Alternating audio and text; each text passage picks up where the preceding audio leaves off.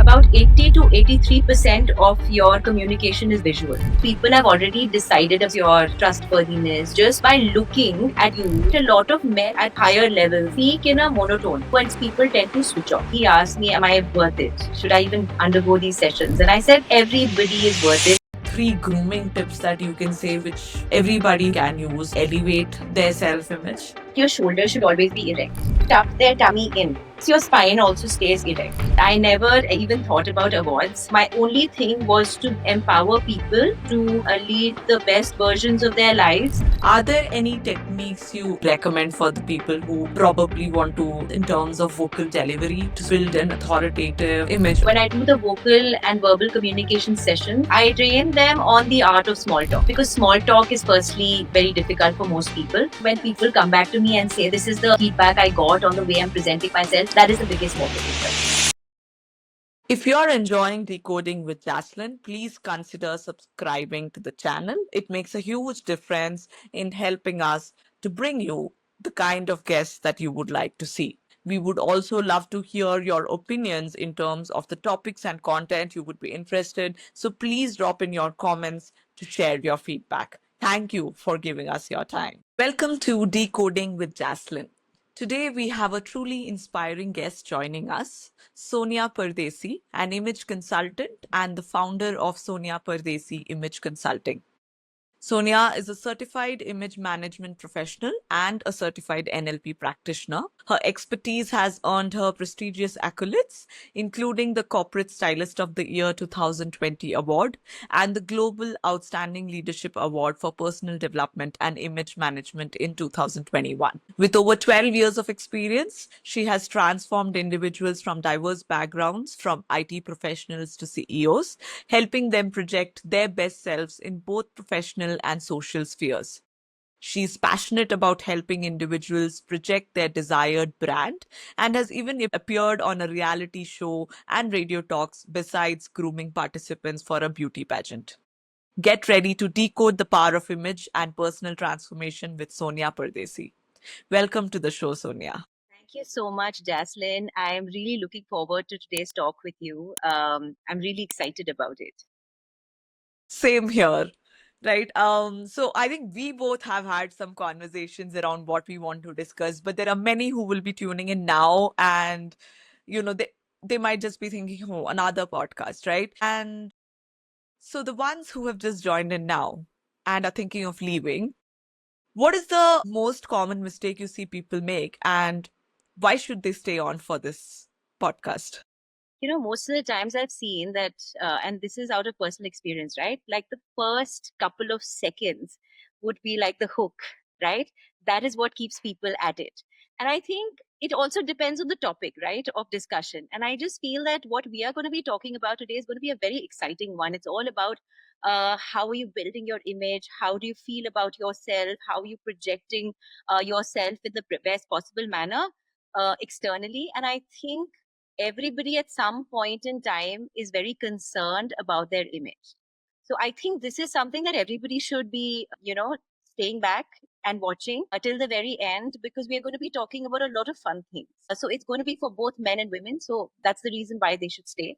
And they shouldn't make the mistake of leaving the podcast midway. And yes, just to add to that, there are some punchy questions I've kept at the end for people who are who would stay on. I think there will be some tips and tricks that we will have at the end for them to take on and directly apply into their lives. So before we get into image consulting, right, you've also had a career in PR. How has that sort of contributed and shaped your career into image consulting? Think, to be very honest with you, public relations, when I was actually doing my post graduation, I was very intrigued. I should get into public relations.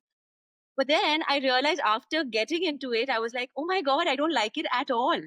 Right? I hated my job. I didn't like it at all. Every day I used to be sitting and thinking, what am I doing? And at that time, I really was very intrigued about training people, about etiquette and grooming and dressing. But at that point in time, image consulting had not made its foray in India, right? But then one of the things that I learned from while being on the job was importantly media relations. Of course, I had a background in journalism, so I also interned with a newspaper. So I was on the other side of the fence. And then while in PR, I was on this side as well. And PR is a very, very challenging profession. As much as it seems very nice and glorified in so many ways, no, it's not. Because, you're dealing with media persons who are not very easy to deal with. And one thing it taught me was patience and resilience. Because you have all sorts of people who come and talk to you in so many different ways, and you just have to deal with them, right? And you have to make sure that your client is being featured in their pages, whether it's newspaper or even in the electronic media. And the other thing is that I learned to write press releases, press notes, interact with people. And I think that gave me a lot of exposure. And I also wanted to be doing something on my own as against reporting to a boss. So I think those were my learnings. I'm so glad that I worked in the two companies prior to getting into image management, because those really helped me understand what I want and what I don't want out of life. So yeah, so I mean, it was very enriching in so many ways. Nice. Sonia, you've also received multiple awards, like I mentioned in the beginning. What do you think led to this recognition? To be honest, I never even thought about awards. In fact, my only thing was to be my ideal best in my work. I always wanted to empower people to refine their image, to lead the best versions of their lives, and also lead the most fulfilling lives. So I think that was something that was always my mission, right, or my goal. And I knew that it's so different because you're working with so many complex personalities, and it's of course not easy, but the fact is that I want everybody to ultimately achieve their goal through these sessions. And I think probably there was some sort of visibility where people noticed that, and that's how I got the awards. But I realized that it can also awards can be very humbling, because I think that should not be where it's like, oh my God, I've achieved so much. No, I need to work so much more in order to reach out to so many people, so that they can be very satisfied with themselves and very happy with their lives. I think that is my ultimate goal, to be honest. So, you, in terms of helping people, have helped a wide range of clients, right? You had homemakers, you've had IT professionals, you've had CXOs. How do you tailor your approach to meet their unique needs and goals? Right. For example, a C suite executive versus somebody who's just entering the workforce. Correct. So, the thing is that as much as we have our set, content, and we have the foundation when it comes to image management principles like color and specifications, but that is only like 30% of it. The rest is all up to understanding the psychology of the individual, because each of these people have different roles and goals. Like a homemaker might be looking at, feeling good about herself, looking good, going out, interacting with people, socializing, or maybe even getting into the professional arena. A professional who is probably a mid-level manager, or it can be somebody who's in the seniority post, right? It can be a head honcho also. All of these hats have specific roles and goals. Like somebody wants to move up the corporate ladder, somebody wants to work on their personal branding, their executive presence. So I actually understand at a deeper level what are their roles and goals, where do they currently stand, and then I customize the sessions accordingly. And this is over a period of time. It doesn't happen overnight. It happens over a couple of months. It's also to make them understand, because change, right? Like, human beings are not very open to change so easily. It takes a very long time to accept change, and for them to introspect, for them to incorporate those concepts, it will take a while. So that is why I have to make sure that it's tailor made, so that people are getting their, of course, their money's worth, and they're also really working on themselves at a deeper level. So I work differently with different people. Are there two examples you can give in terms of two very varied approaches where you have had to take? I think in the beginning stages of my career, I had a very interesting client, and he was somebody who had a cleft palate, who had a hole in his eardrum, and he was not very sure of himself. Like literally, he asked me, "Am I worth it? Should I even undergo these sessions?" And I said, "Everybody is worth it, and everybody has the capacity to look great, to feel great." Right. And I remember I was still an amateur But then I said, I'm going to take up this project and I'm going to make sure I work with him because I really want him to live his best life.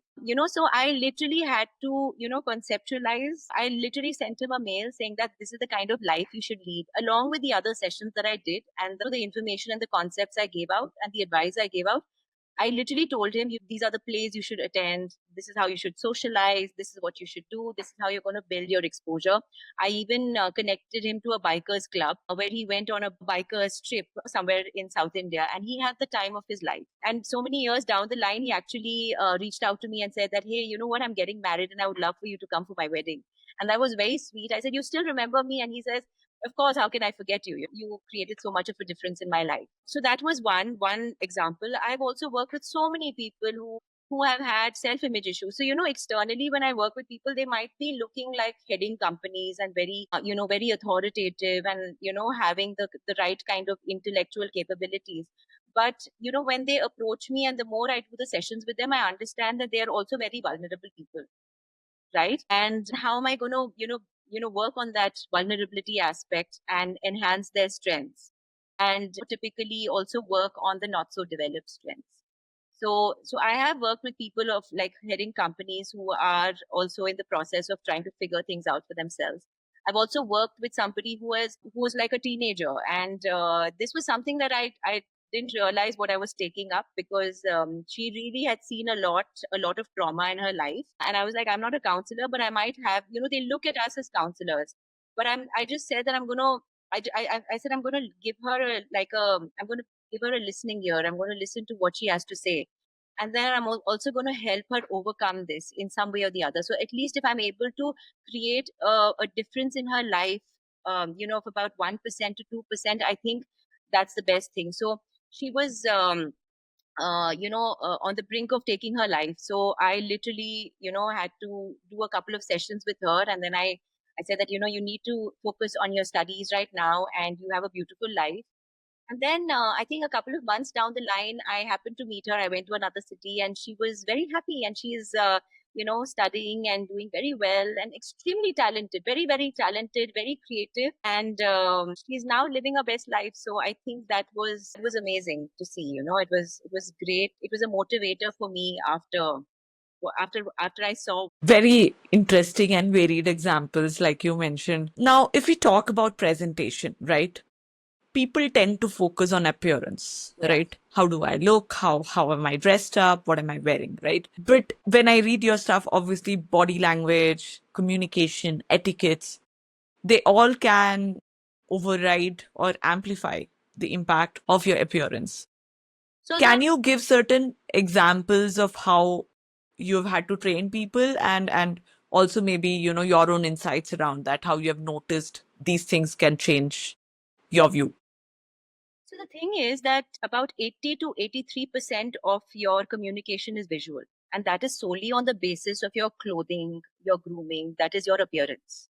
Now, 80 to 80%, 80 to 83%. 83%, right? Okay. Now, after that comes your body language, then comes your etiquette, then comes your communication skills. So people have already decided about you as a person just by looking at your appearance. So they've already decided your trustworthiness, your knowledge, your skill sets, your personality type. So the first and foremost thing that people notice about us is the appearance. So there is no denying that. The next is your body language. So your body language, your etiquette, your mannerisms have to be in congruence with your visual communication. That is your appearance, right? So they are interdependent on each other. So if for example somebody is very well dressed, but the moment they start they start using the gestures, the postures and everything, or they seem a little uncomfortable or insecure through their body language, they don't have the right kind of social etiquette, and the moment they open their mouths, they just don't know how to communicate either. That's going to give away a lot, right? So that appearance a factor is very temporary then. Basically, the first and foremost thing that we need to address is the appearance, and then you need to look at the other aspects, which would be the body language, communication skills, and the etiquette. So if somebody is looking at working on themselves, it's not just the appearance that they're going to be working on, they're also going to be working on the other aspects as well, right? If it is required. So there have been instances I work with people who is this, but the gentleman can be an MD of a company, right? and he's running a $1 billion company, but he is so shy as a person.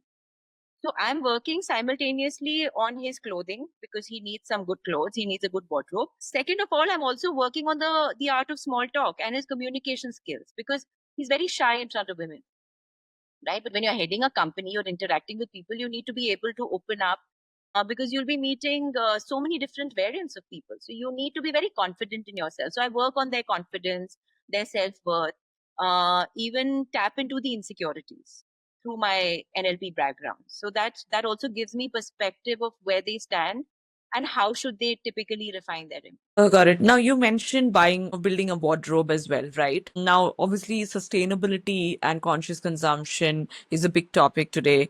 Yes. How do you sort of build out a versatile wardrobe while also being conscious of the environment and overconsumption? So, I've always liked sustainability in my own way because I always like to repeat my clothes because I believe that, you buy expensive clothes and you're not just going to throw them away. But we have a very interesting concept in image consulting, which is called as clustering of clothes. Okay. Now, clustering is nothing but a group of coordinated clothes, starting with probably 5 pieces, where all the pieces in the cluster work together harmoniously. So what happens here is that there is harmony in the overall looks. You are making maximum usage out of your existing clothes, right? Because you're repeating them in different combinations. You're also creating so much versatility because so many different combinations are being created. It's also less time consuming. It's also economical in so many ways because you don't need to keep buying clothes. So you can make clusters in the form of themes, right? It can be a dressy cluster, it can be a formal cluster, it can be an informal, casual cluster. So that is one way of looking at sustainability.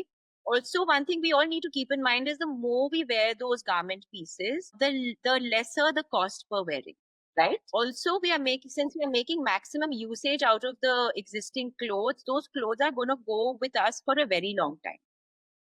I also, when I do a wardrobe evaluation with a client, normally if I'm discarding some pieces of clothes, I also make them understand how to discard those pieces responsibly. So you can either donate them, you can also reuse, repurpose clothes, especially our Indian clothes. We get so many different variants of clothes made, and then beyond a point, we'll wear it once or twice, and then we say, I don't know what to do with it, right? So, like you can make out of a sari, you can make a beautiful floor length dress. You can make an anarkali. That's how you're also going to contribute towards sustainability. It's also very important to look at the care labels in your garments, right? How you're taking care of your garments. If it's improper, then you probably the garment is going to wear off very easily. Whereas if it's meant to be dry cleaned, you dry clean it after a couple of the times you wear it. If you have to wash it, just see the care labels and wash it accordingly.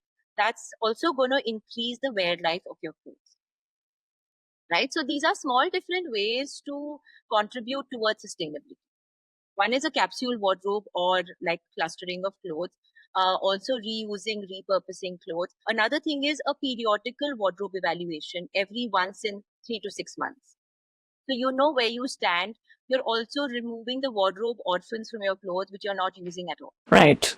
So you would generally recommend buy good quality, expensive clothes so that your cost per wear goes down and you can extend it for longer time period. It's more than expensive. Of course, I also recommend discount clothing on discounts and everything. It's not about Right. the brand at the end of the day. It's about whether it's quality clothing, also whether it's working according to your personal style, and so many other factors with regard to your image. You mentioned that whether it's working right to your personal style, how do you sort of balance that out, right? That helping clients express their individuality while also adhering to the norms and expectations which might be required for their to sort of portray their image. Yeah, I think that's a beautiful question because whenever I'm working with people, I always talk about doing image sessions. Because image sessions through the image sessions, you'll understand what is your lifestyle, how to create a wardrobe that is in accordance with your personal, your professional, and your social lifestyle, right? What is an image session? So an image session basically has different modules, right? So one session would be on understanding what are the values that exist within you in terms of your choice of clothing. Also to give you perspective on the different levels of dressing. You know, how authoritative clothes can be, how casual or approachable clothes can be. Then there would be a session on personal style to understand where you stand, the current personal style, and how do you refine it. So I give an introduction to the different elements of personal style, right? The next is a body shape and a face shape evaluation. So understand your face shape. And then for men and women, men, again, what kind of beard or mustache they should sport, what kind of a hairstyle they should have. With regard to women, what kind of makeup they should wear, which is face framing, what kind of accessories, the earrings, the neck pieces that would work according to their face shape, along with the hairstyle as well. Then a body shape evaluation is to understand what is the body shape so that we can choose the clothes that would be in tandem or in accordance with the existing body shape so that they can look very close to, ideal in their appearance. So clothing, we all need to remember one thing, that clothing creates an illusion. How are you going to look your attractive best through clothing, despite whatever is your body shape? There's also a color evaluation that I do where I understand the people's personal colors, right? So, which is your eye color, your hair color, your cheek color, your lip color. And then I arrive at a consensus as to what is the personal color and how do you dress according to your personal color, the kind of color combinations that you bring into your clothes. And then I also do the makeup and a grooming session if it is required. Other than that, there is also, of course, a wardrobe evaluation, and then comes the personal shopping session. So these are primarily the image sessions that I facilitate. So, how can someone begin to identify their body shape and personal style? So when I do a body shape session, we actually literally measure with a yardstick, right? So this is your body shape. What is the proportion between your upper torso, your lower torso? And again, based on how the yardstick falls, we will decipher whether it's a stereotypical body shape or it's a combination body shape. So that's What how. are the different body shapes that you look at typically? So there are 8 different body shapes that exist, and then there are combination body shapes. So when we understand the body shapes, we also tell them about clothing shapes, and then these are the shapes that work according to your body shape. Now that happens in a shape session. Now even in a personal style session, it's again understanding what are the elements, making them understand the elements in personal style, where do they stand, and how should they refine it, right? Typically, how do they borrow certain design details from different elements, and whether they want to come across as more softer in their appearance, or they want to come across as more authoritative, more advancing, again depending on their roles and goals. So again, it's very individual. Like you have asked about the individual aspect, again it depends. So I will work differently with a person who is a CEO of an organization. I will work differently with a lady who is probably in the creative industry, right? Because I'll bring in more color, I'll bring in more fun elements, right? Again, understand what kind of message she needs to project through her clothes. And then we will understand, we will arrive at a consensus as to what kind of dressing should you bring into your overall look on a regular basis. So that's why it's a very individual and tailor made kind of a process. Got it. So, are the 8 body shapes similar to at least whatever you see online, the pear and the apple? Are those the body shapes that you look at? Pear and apple and all of that are very generic. Right. We go a little deeper into it to understand, okay, this is your specific or this is your combination. Pear and apple just say, okay, maybe just looking at you overall, this is how it is. Here we are going deeper. And that is why we always Okay. say that image consultants, are going deeper in the analysis and comparison to what somebody in a store is advising, right? Or probably a fashion designer. They will probably look at the overall appearance and decide this is what works for you. But we look at the roles, the goals, all of that, and the overall appearance and put it all together. Got it. Now, these are some very individualistic aspects, right? Are there like 3 grooming tips that you can say which everybody who's listening can use to sort of elevate their self-image? I think, of course, it's going to be a very generic tip because it's not specific, right?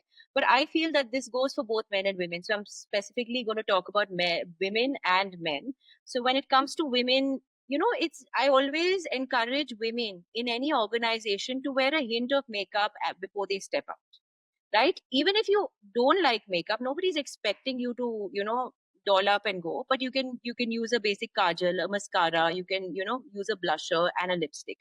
That is one aspect. The second is, of course, to make sure that your hair is on point, right? Most of the times people just put something on and then they just go.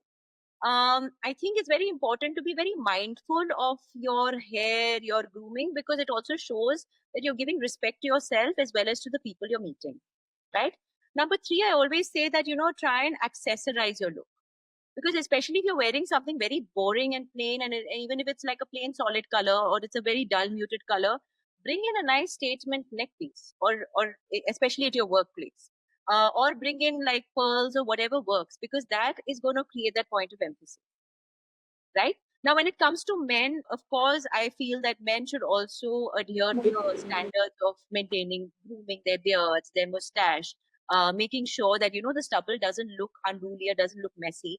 Even their hair should be on point. I always encourage a lot of men to get manicures and pedicures done. But again, putting the garments together is again very important on a day-to-day basis. So again, try and bring in, maybe if you're wearing a jacket, maybe bring in a pocket square, or bring in a nice, fun colored tie, or play around with your socks. Right. These days, people have a lot of meetings, and there is a lot of interaction online, just like we are having. Um, are there certain digital etiquettes that you would advise, particularly in the profession arena, right? Whether it is being on a call or communication via an email or a chat or anything like that, yet you think are absolute must-haves? I still remember doing these online image sessions during COVID, where people started saying, so what are you going to do as an image consultant? Because now face to face sessions are not there. How are you going to work with people? Then I said, no, even when people are sitting, they are in front of a camera, even if the upper part of their body is shown, you can still turn up in the best possible manner by making sure that your hair is on point. Ladies can, of course, wear hint of makeup. They can again wear accessories, wear things around your neck. Men, again, make sure that you're wearing a nice crisp shirt. Again, make sure that you don't look like you've just rolled out of bed and you're sitting in front of the camera. Again, respect. So I feel like, when it comes to the digital footprint, when it comes to, again, being on social media, as much as everybody wants to put their best foot forward when it comes to pictures or videos and everything, a lot of people also tend to overexpose themselves by, putting so many reels and so many pictures and so many videos out there, right? Again, one should not run the risk of overexposing themselves. If you have a lot of meetings which are in front of like the camera, you have to make sure that you are always well dressed. And again, with regard to email etiquette, I think nowadays, in the age of AI and chat GPT, I'm sure people's emails are much better grammatically, because grammar is something that has not always been like at a high point in most of these email communications. But I think, of course, you don't want to be spamming people's inboxes and everything. So email etiquette, I think people are somehow adhering to. But yes, when it comes to, now people have slackened a little more, because, a lot of them are also going to the office for like face to face meetings. But when it comes to the home front, they are still not there on point. But I would keep reiterating, if you are in front of the camera, you have to make sure that you are always well groomed and you're sitting ready for your camera. You can have like a plain wall with a background, make sure that the background is on point. Everything about you and your appearance should be good, should be attractive and authentic. So that's the appearance, right? In terms of communication, right? Are there any techniques you work with the clients in terms of vocal delivery and sort of conveying? Because I'm sure, especially with CXOs or head of companies, to sort of build an authoritative image, obviously the vocal delivery is also very important, right? Are there any techniques you sort of work on with them, or you recommend for the people who probably want to come across that way?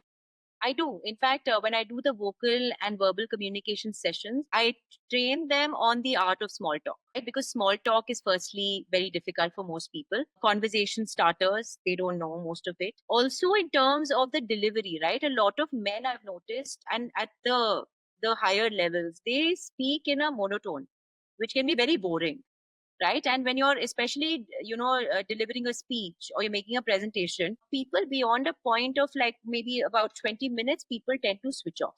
Their eyes are just going to be open. They are physically present, but they are mentally not there. So, how do you keep your audience engaging? That is extremely important. One is through the right pauses in the way you are speaking, right? Stress on words. The words that you want to make sure that you're creating an impact with, you need to stress on those words.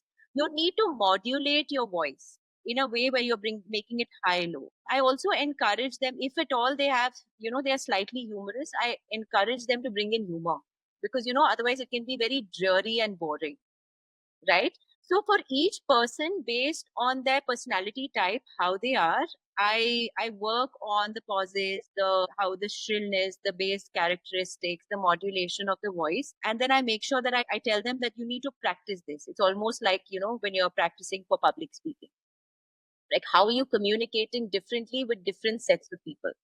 That is what is important.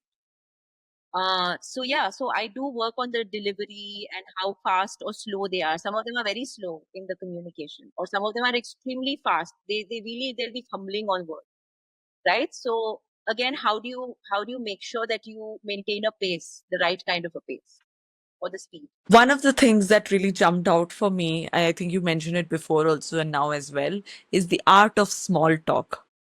I do believe I'm horrible at it. I struggle. I don't think so. I don't think so. You're good. You're very good. See, we tend to be critical of ourselves. No, you're good. No, no, I hate small talk. I enjoy podcasts and conversations like this because I can go deep, right? I love that.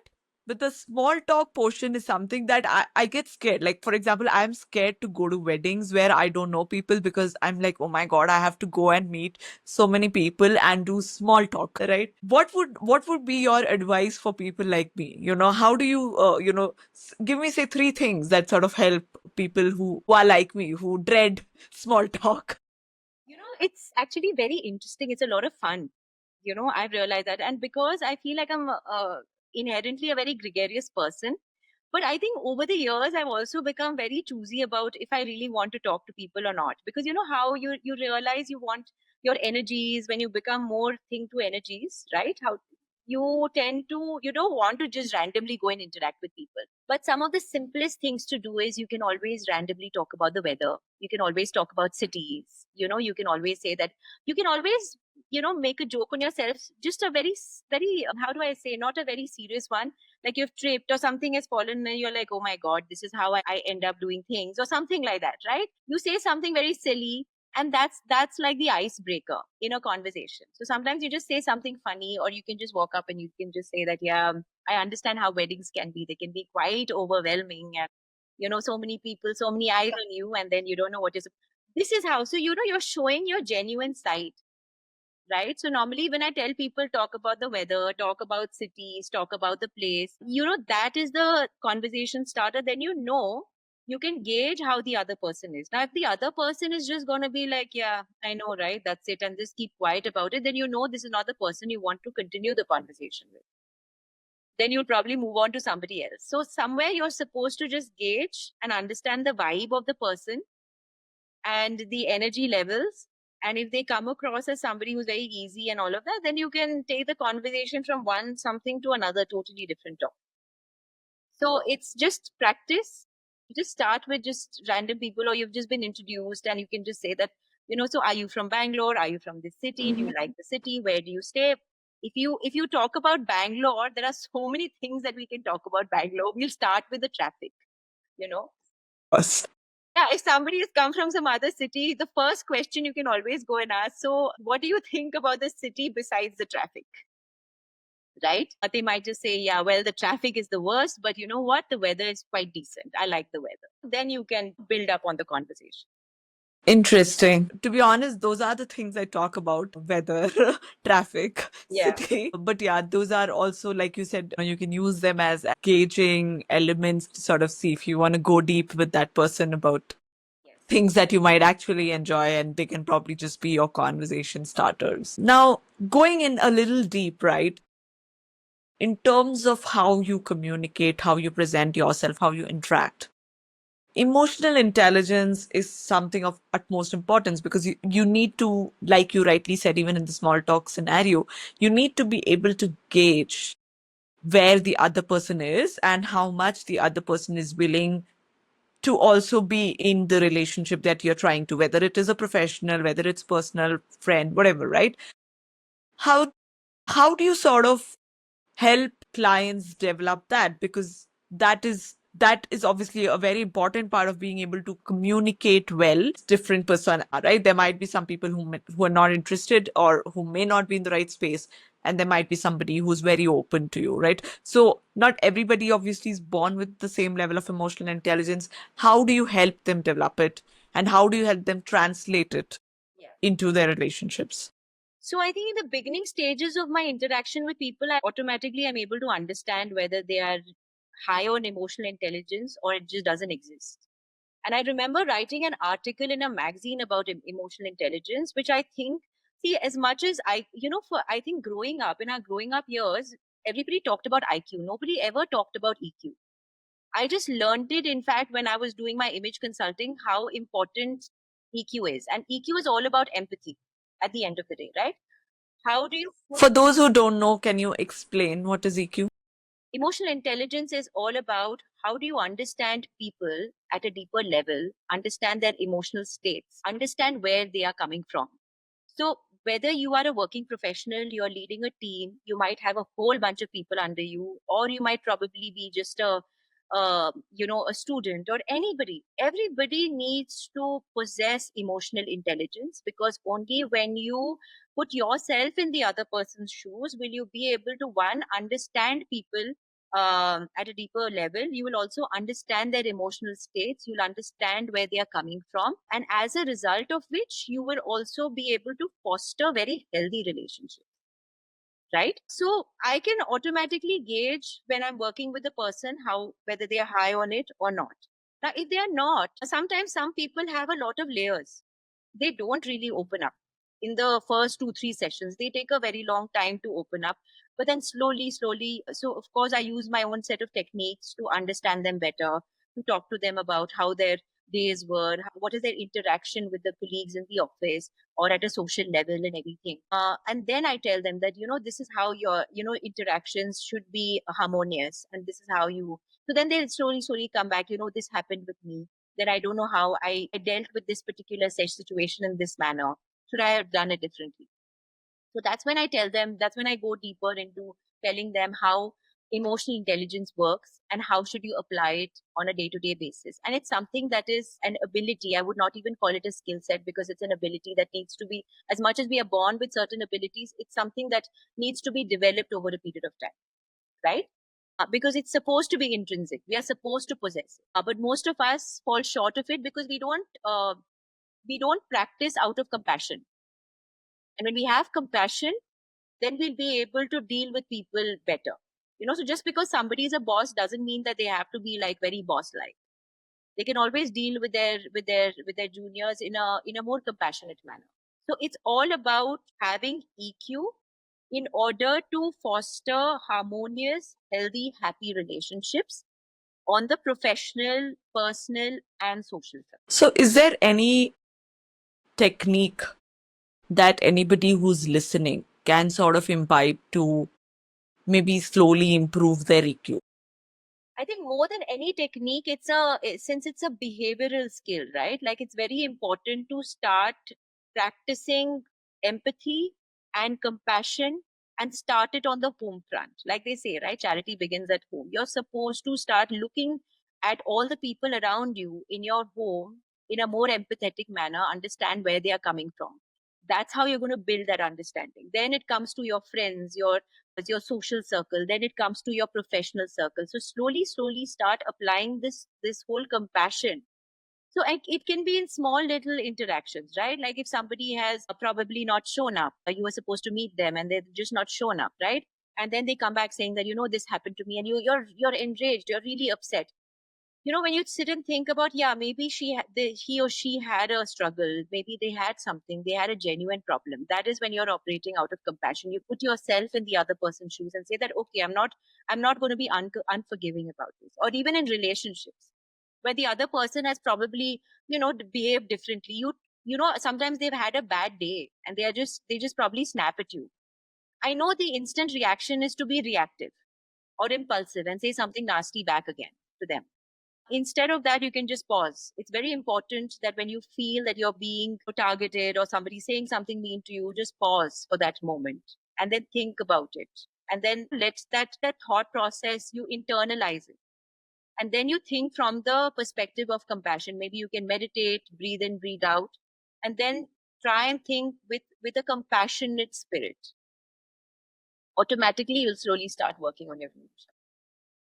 So, for anybody who's listening, if you think you're not able to understand emotions, I think just start looking at others compassionately. And I think that might slowly trigger and help you develop that. Yes. I think that's obviously that will definitely make the world a kinder world for sure if people start looking at that, right?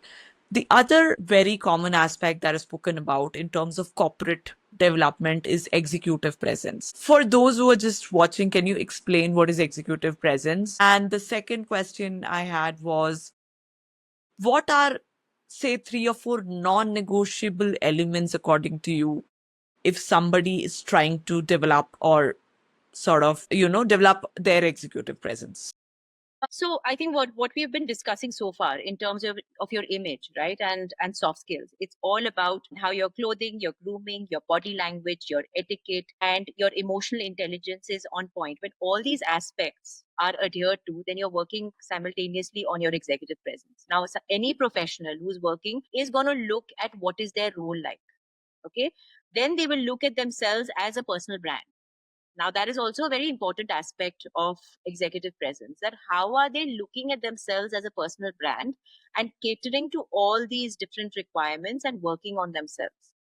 Right now, the non, yes, Is executive presence also applicable for somebody who's just joined the organization, absolutely, say a fresher? absolutely. A fresher or somebody who's already in the organization, everybody, I remember doing these sessions which were called as campus to corporate.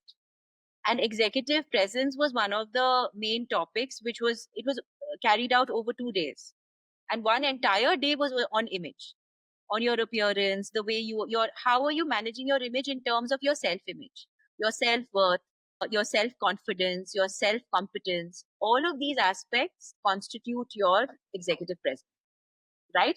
Even ultimately, we are aiming at achieving self actualization, which is achieving a state of mind where you're completely satisfied with yourself. You have achieved most of your goals. So, executive presence, every working individual should keep in mind that that is something that they need to, that should be their goal or the ultimate aim to achieve, where they are completely on point with, right? And when it comes to non-negotiables, yes, of course, it's got to do with your appearance, your grooming, your body language. Because if your body language is not in congruence with your appearance, it's going to take away from your image. So that is a non-negotiable. And I would also say your etiquette and mannerisms. Because when it comes to your workplace, the workplace is a gender neutral place where men and women are treated alike, right? So you need to understand what is the underlying norms, what is the underlying etiquette in these workplaces, and how are you projecting yourself. So every day should be a day where you're learning something new. And I always encourage people to learn something, maybe once a year, learn a new skill set, right? At your workplace, try and absorb yourself into the workplace like a sponge so that you are able to take on everything that's coming your way easily. If you look at yourself as somebody who's still an alien, oh, I need to still develop myself in this company, it's not going to happen, right? So make sure you start the day you join, or even before that, you have to start working on yourself. That's how you're going to work on yourself. Can you give me an example wherein you noticed a huge difference between the person that was before and the person that happened after all of this congruency and synchronicity was brought in, right? Between what they're wearing, what they're speaking, how they're behaving, all of that, right? Is there a story that you can share with the audience? I have worked with so many different people and it's been so interesting. But I remember in my beginning stages of my career, there was a young a lady who were taken up the sessions, and she says that I'm a soft skills trainer, and I've always grown up with this thought process that clothing is not important, only knowledge and skill sets are, right? And then what happened was I realized that I was losing out on a lot because I was not able to, get what I'm supposed to get, what I deserve because of the way I dressed. And then I did a lot of image sessions with her and everything, and we ended it with the personal shopping sessions. And I got her an entirely new wardrobe. Okay. And I worked with her on her makeup and everything. And when we did the makeup session, also, it was a completely, her look was very different. After she got her entire look updated and everything, she got so many compliments. She came back to me saying that, I feel like a totally new person. Whatever you have done for me in these sessions has benefited me to such an extent that people are like, I love what you're wearing. I love the way you're presenting yourself. You seem so confident and very sure. And then after that, she moved to the US.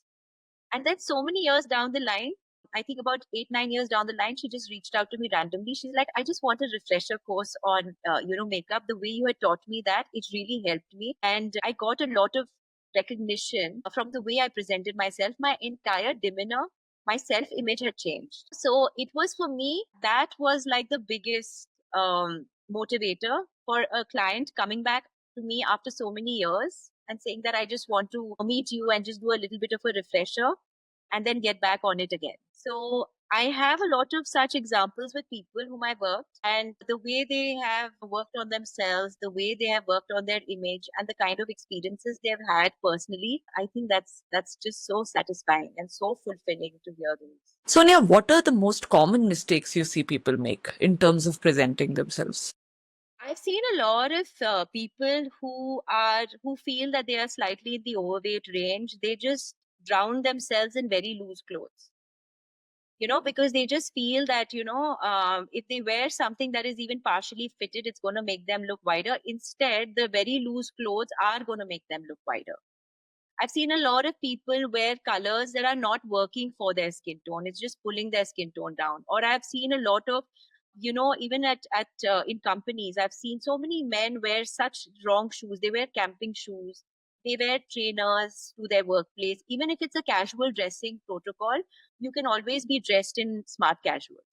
So these are some of the things which are like literally like in your face that you notice, right? Wrong shoes, maybe wrong colors or wrong fit. That's something that is like something that I keep seeing and noticing everywhere. For somebody like me, right, like the Indian colors, skin color tone, what are the colors that you think work for somebody like me? You would want to wear colors that are not going to pull you down, right? You can always wear something that is nice and bright because that is going to work for you. Avoid wearing something that is dull, right? Bright colors will definitely work a lot for you. So you can play So around with when you say bright colors, what are the kind of colors You can go that into any of the bright accent colors, right? You can do like the blues, the oranges, the pinks, the reds. Just play around with them. Even the light colors would work for you. interesting? And for Indians, color skin tone are generically like majority of the people. Are there any colors that you suggest?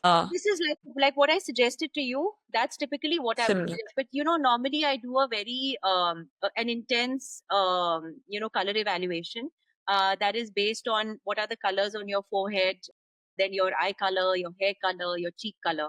And then I arrive at a consensus as to what is the color scheme, right? Typically, what are the personal colors? There can be 2 to 3 colors that would be your personal colors. Then how do you team them up with other colors? How do you create color schemes that are harmonious? So that's when I create different color schemes and tell them these are the specific colors that you work around. But I also tell people that color affects your psyche and your mood and your feelings. So you should always wear colors that are going to uplift your spirit. One of the things I have felt now, I don't know if anybody has, if you've worked with somebody like that, I felt is that, especially as women who are working in a professional environment, I remember when I first joined, and I mean, I was a young professional back then, and I did enjoy. I mean, now I think I've sobered down quite a bit in terms of what I like also and what I like to do. But back then, I did enjoy like long nails and nail paints and all of that, and bright colors and everything, right? And I remember my one of my seniors telling me much later that the day you came to the office, I thought you will be useless. because of the way you looked. You looked so pretty and so good.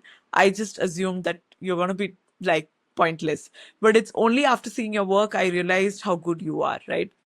And at that point, I thought that people can have judgment just because a woman is like very dressed up. They can have this judgment that maybe she's not as intellectual, or maybe not as, it's not going to translate into the professional. Maybe she's more interested into the looks and all of those parts. Is that something you have come across? I think, people, so this is the biggest misconception that exists. And people are extremely judgmental, primarily because they don't take so much care about their looks themselves. Right. And I'm so glad that I'm in this profession, because I still remember in my first job, I was probably one of the only people who used to wear Western clothes, and not because of anything else. It's just that I loved wearing Western clothes. And I remember that people randomly used to just talk, and that too, it was not more than men, it was women.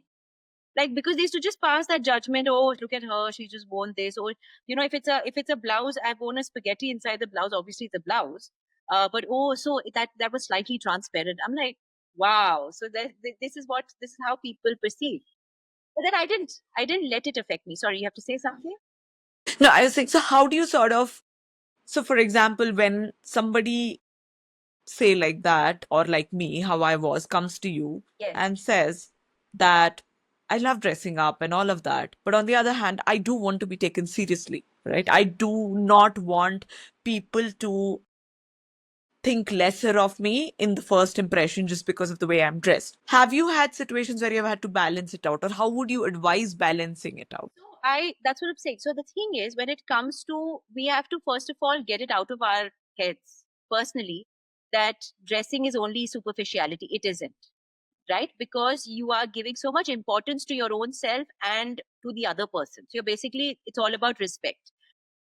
And the next thing is, taking care of yourself and looking good and attractive is something that is a great quality to have. So most of the times one should be every time, as I would say, not most of the times, every time you should be unapologetic about the way you dress up. And I've had people tell me, oh, why are you always overdressed? So I say, I'd rather be overdressed than to be underdressed. And if you do have a problem with that, then that problem is yours, not mine, right? And when it comes to being taken seriously, I think again it's about your perception of yourself, because it's called the image cycle that we talk about. The way you dress up affects the way you think, it affects the way you feel, it affects the way you act and behave, and the way others react and respond to you. So if you come across as confident and you are well dressed, maybe there might be that one person who says, "Oh, I thought you had attitude, or I thought you were not into, the knowledge based things." But that is again their problem. The rest of them will look at you with respect, because they will also think of you as somebody who's a confident person, because you're exuding the confidence. You're very sure, you have the right kind of body language. So it's very important to not pay heed to people who actually say that, oh, I was not sure about how you would be as a person or something. That doesn't matter. Because at the end of the day, you know what are your skill sets, you know your abilities. And if you're dressing up great, that's awesome. So continue to do that. And I always tell people, do not ever be underdressed in any situation. That's great advice, Sonia. Now, I know that you're also training other image consultants, right? What are, first of all, why did you get into it? And secondly, what are the core skills that you believe are essential for to be successful in this field? So it's actually quite a long story. So I was and like I said, when I was doing PR, I always wanted to train people. And that time, image consulting had not made its foray. And then, you know, cut to 1.5 years later, I was in a very low phase of my life. I had quit my job and I was like trying to figure out what I should do. And a friend of mine who was from my ex colleague said that, what is it that gives you a high in terms of working? And I said, I really want to train people. And that's when he told me about some family friend in his building in Mumbai who had undergone this program. And then I said, yeah, this sounds interesting. Let me look up this institute. And I remember going back. I was in another city, and I remember going back to pack my bags. And in the newspaper, the image consultants who had just been certified they were featured in the article. And when I looked at what they do, I was like, this is for me. And it's very karmic. It's come my way. I really have to do this. So I came back to Bangalore. I enrolled for the orientation program and I took it up. And of course, it was a very expensive program. And I said that I'm not going to burden my dad. So I said, let me just take up a loan. And I took up this. And I remember being a very diligent student because at those 9 months, I said, no, I'm not digressing. I'm going to become an image consultant and I want to train people. So then the institute offered me to train for them the moment I got myself certified. So I said, okay, maybe for a year or two, I'll train budding image consultants. But I don't know how time flew by. I trained with them for about 9 years, and yeah, I mean, it was very enriching, very exciting because I met so many different people from so many batches, and it was fun. So I realized that at the end of the day, when it comes to your profession, it's something that you should be extremely passionate about. I know that most of the times people, say that I've had conversations with people where people say that people don't have a choice. You have to just take up whatever comes your way. I think we all have a choice, right? It's about the right choices that we make in life. Sometimes they can be scary, sometimes they look risky, but you just need to take a leap of faith and just sometimes just take the plunge. The scary thing about this particular, going into this image consultant stream is that there are not a lot of firms out there who are taking in image consultants. You're often on your own. Yes. What are the key strategies for building a sustainable image consultant business? What worked for you? And what would you advise for those who are sort of getting in? Yeah, so one thing I would always tell people every time anybody is exploring this profession, I first thing I tell that there is no age to do this, right? You are in your 30s, you're in your 60s, you can, at any age, you can become an image consultant. You need to have the drive and the passion, right? Second of all, yes, it is scary because it is variable income unless and until you attach yourself to a company, right? It's not a 9 to 5 job. It is flexible. There would be 1 month where you have so much work coming your way, and then there would be another month or 2 months where you're still looking for work. And I'm telling you, trust me, I've been in this industry for the last 14 years, 14 odd years, I would say. And I've seen so many highs and lows. But the only thing that sustained me was faith in myself. And I said that, no, I'm not giving up. I've seen people who've given up in midway saying that, hey, listen, this is very scary. I don't think I'm going to get, more work coming my way. Let me just take up a job which is sustainable. But if you're really passionate about it, then you will make sure that you stick on. And how do you make it thriving? You have to, of course, market yourself. So you'll have your website, you have your social media. But there are different ways and means of marketing yourself. You need to, especially there are so many good platforms like LinkedIn where you can reach out to so many people and you can put up content, and then there are people who reach out to you. So it's just about having that kind of faith and not giving up. Even if you have like 2 months of no work, it's fine. But you should believe that it's going to come your way. So in the meantime, when you don't have much work coming your way, then just keep marketing yourself. Just put yourself out there so that you're creating your visibility. And also, I tell people that, especially the ones who are beginning, I say that take up pro bono assignments. Even if it's free, just take up guest lectures. That is going to build your experience profile as well as your confidence. Got it. And in terms of this career, right? Are there any misconceptions that you see are very common, especially among the students who come in, that you can address? So if there is somebody who's trying to join in, what are the misconceptions that they could possibly have, and how would you sort of correct them? Yeah, so one of the misconceptions is that, is it very superficial? Is it just an image makeover? But no, it's actually a very complex profession because you're working with complex personalities, right? So you're going deeper into understanding, what they are all about, their inner image, which is not an easy process. So I tell people that only if you're very certain that you want to go deeper into understanding people, you want to empower them, you want to work with them, you want them to lead good lives, then you get into this profession, and only if you are passionate about all the different aspects related to this profession, only then you should get in. Right. Now, in terms of the changing industry, right, what do you think are like, the evolution of the image consulting industry that is coming up? I would say that as much as we have technology, there's so much technology advancement. I think technology and AI is just going to support us. I feel that, at the end of the day, image consulting is all about the personal touch, because you're literally working with people, working on their psychology. So no amount of AI can take over your business, because at the end of the day, people would want somebody to understand where they are coming from and then help them, discover what they want to discover ultimately. So I just feel that in the next 5 to 10 years, it's just going to evolve even more, because I'm already in this industry for the last 14 years, and people still are getting to know about image management. Not everybody is aware of it, right? So the next 5 to 10 years is only going to get better, and it's going to get bigger, because I feel that now, because of COVID, the world has become a smaller place. We were discussing this a while ago, right? Like, now I'm also doing online and offline sessions. So I'm working with people who are in different countries, so it's much easier to reach out to people who are from different professions, from different countries, and it's just going to get bigger. Right. What is the most rewarding aspect of your work, Sonia? I'll tell you one thing: when people come back to me and say that, hey, guess what? These are the accolades I received. This is the kind of feedback I got on the way I'm presenting myself. In fact, I worked with one of the clients for a couple of years, and he's a doctor, and he was heading a couple of hospitals. And I still remember he says that I got a leadership award recently, and this is thanks to all the help that you gave me and the advice.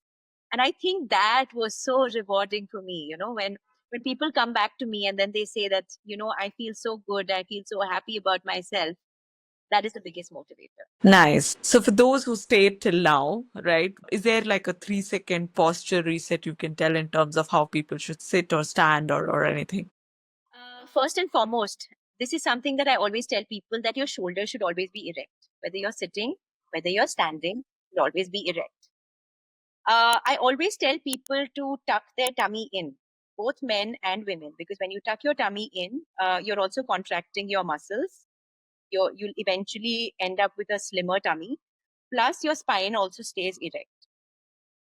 Do you feel when you tuck your tummy in, you are like not able to breathe No, so properly? that is No, again a you'll get used to it. misconception. No, you Okay. can continue to breathe as much as it might just feel that, oh my God, you're not holding your breath. So those are two different things. It might feel like you are constricted, but it's just a matter of practice. So when you're sitting, make sure that you're sitting erect. When you're standing, make sure that your shoulders are also upright, your spine is erect, and your tummy is tucked in. Right? The moment it's tucked in, automatically it becomes even more erect. Also, when you are sitting, if you are at a meeting, online meeting, it's important that you don't keep your hands like this, right? You keep your hands, your wrists rested against the table. So again, make sure that you're always facing towards the camera, facing towards the person, and always when you're erect, automatically it just shows that you are present in that very moment. So I think that is one thing that we all need to keep in mind. And even when you're sitting in a presentation, when you're sitting as audience, most of the times people sink into their chairs over a period of time. So every time try to correct your posture, because that's how you're also going to be alert. So you wouldn't say you should not sit like this, according to you. In what way?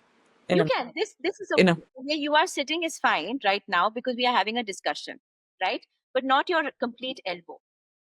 Okay, What understood. I'm saying? Got it, got it. Yeah. Got it. You can keep like your wrists, but not And not when you're like this. talking, it's good to also use your hands. So keep them open, Right. because that just shows you're being receptive. Right. And in terms of, if you can give like a 1 minute style hack for people to just put together without really going out and buying something, what would be your recommendations? So women, bring in a nice, especially if you're wearing a very plain garment, like a solid color, bring in a nice broad belt, right, as an accessory. Or wear hoops like the way you are wearing. If it's a casual outing, just wear hoops. Or wear a nice neck piece along with your dress. And you can team it up with a nice handbag, right? So accessorizing, makeup, these are great things in order to, complete the look. Especially when you don't have much time. You really don't need to go and buy things from outside. You can just put things together in your home and play around with them. So I still remember when I was doing image consulting, I used to do through trial and error. There's some small little chain or something. I just put it against a kurta and just see how does that work. And that's how I learned. And I think even with men, it's nice to just bring in a pair of those happy socks, colorful socks, that completely changes the look. And try, and if you're wearing a jacket, try and bring in a pocket square. Or if you're wearing a jacket which is like a semi-formal look, you can always team it up with a V-neck t-shirt. Also, you can, if you have a shirt with a contrasting collar, you can just do that. Wear a tie. Again, if it's a casual outing, sometimes if it's a cool day, a man can also wear like a t-shirt with the sleeves, which he can roll up the sleeves, and he can always wear a stole. you know that's how you Right. changing your look from time to time with whatever is there. So just whatever is there in your house, just try and see how you can team it up with different things, and that's how you can totally stylize your look and change it from time to time. It was a wonderful session, Sonia. I learned a lot, and I'm hoping everybody who heard also learned a lot. Thank you so much for your time. For everybody who's listening, we would be linking Sonia's socials in the description, so feel free to reach out to her if you would want to have her consult you specifically and work on your image. It was wonderful talking to you, Sonia. Really had a great time. Thank you, Jaslin. Thank you for this opportunity. It was lovely interacting with you, and thank you for all the lovely questions. I had a wonderful time, and I wish you all the very best. Thank you so much, Sonia. Thank you.